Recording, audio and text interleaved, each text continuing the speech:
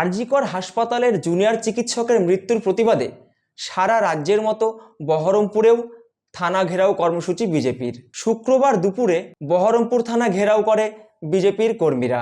উপস্থিত ছিলেন বহরমপুরের বিজেপি বিধায়ক সুব্রত মৈত্র। আরজিকর কাণ্ডের প্রতিবাদে শাসক দলের বিরুদ্ধে তীব্র ক্ষোভ প্রকাশ করেন বিজেপি বিধায়ক।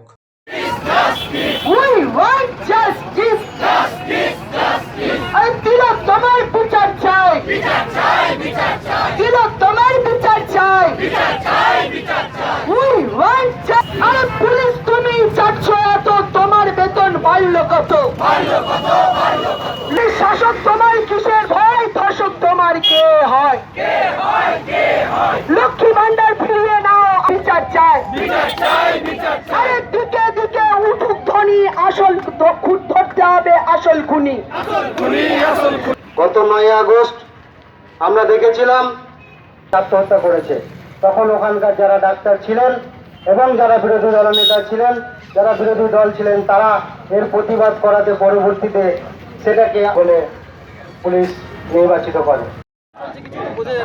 দেখুন, আজ সারা পশ্চিমবঙ্গে ভারতীয় জনতা পার্টির ডাকে আমরা এই নির্যাতিতার বিচার চাওয়ার দাবিতে থানা ঘেরাও অভিযান চলছে।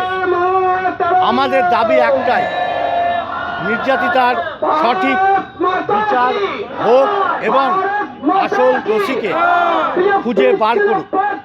কিন্তু আমরা প্রথম দিন থেকেই দেখতে পাচ্ছি এই রাজ্য সরকারের বিভিন্ন অপদার্থতা এবং বিভিন্ন অবহেলার জন্য রাজ্য সরকারের প্রশাসন, স্বাস্থ্য প্রশাসন এবং পুলিশ প্রশাসন উভয়ে মিলেই দোষীকে আড়াল করার জন্য উঠে পড়ে লেগেছে। এর বিরুদ্ধেই আমাদের ভারতীয় জনতা পার্টি প্রথম দিন থেকে আন্দোলনে নেমেছে। শ্যামবাজারে 5 দিন ধরে আমাদের ভারতীয় জনতা পার্টির ডাকে বিক্ষোভ সমাবেশ চলছে। কাল আমরা স্বাস্থ্য ভবন অভিযান করেছি। আজকে আমাদের প্রত্যেকটা থানায় ঘেরাওয়ের অভিযান চলছে। দেখুন, শাসক কোনোদিন শাসকের বিরুদ্ধে জাস্টিস চাই। আজকে মমতা ব্যানার্জি স্বয়ং রাস্তায় নেমে বলছে খুনিদের শাস্তি চাই। উনি কার বিরুদ্ধে কোথায় কোন কথা বলছেন আমাদের তো মাথায় আসছে না। এটা হচ্ছে একটা নাটক। এই নাটকের জন্য উনি সারা ভারতবর্ষে বিখ্যাত।